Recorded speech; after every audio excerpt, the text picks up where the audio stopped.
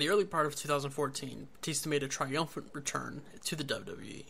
Or rather, Batista made a return to the WWE that ended up not being nearly as triumphant as it really should have been. I mean, this was a 6-time champion making a return to the company for the first time in almost 4 years. So what is it that made this 2014 run so lackluster? Let's take a look.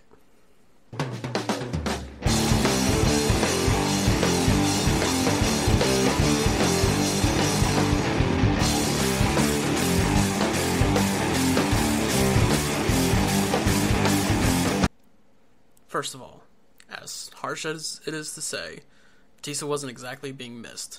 I mean, 4 years is a long time to be gone, and there was probably a fairly sizable portion of the WWE Universe today that just wasn't watching when Batista was an active part of the roster. And this wasn't exactly The Rock returning as a movie star that everyone knew, even if they were too young to have ever seen The Rock in the ring before. Secondly, it has to be said that when he first returned, Batista was showing ring rust. And ring rust, as the name would suggest, is the idea that upon returning, a wrestler would not be performing at the same level of performance that he once was. But the obvious reason that Batista was not welcomed back in the manner that WWE was surely hoping for was, what was going on with Daniel Bryan at the time.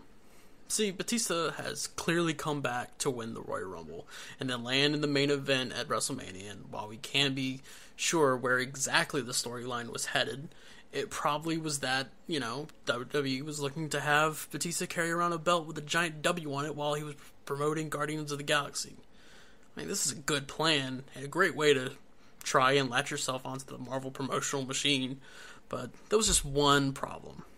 See, almost as a collective, the WWE Universe had decided that it was time for Daniel Bryan to be a top-tier star in the company and basically win the championship at WrestleMania. See, the crowd had been behind the guy since SummerSlam the previous year, and the entire storyline had been about how the company was keeping Daniel Bryan down and away from the title. And the reason that this was all okay was because everyone knew that the comeuppance would happen at Mania, where we would see Daniel Bryan be champion, and now Batista was getting in the way.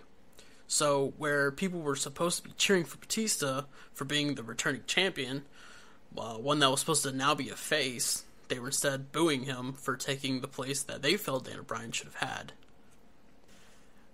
But here's the question that still exists.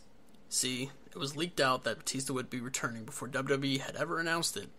Because the news was already out there, and the surprise was gone, they announced officially on Raw that Batista would be returning and had him appear on the episode right before the Rumble. But what if Batista's return had successfully been kept a secret?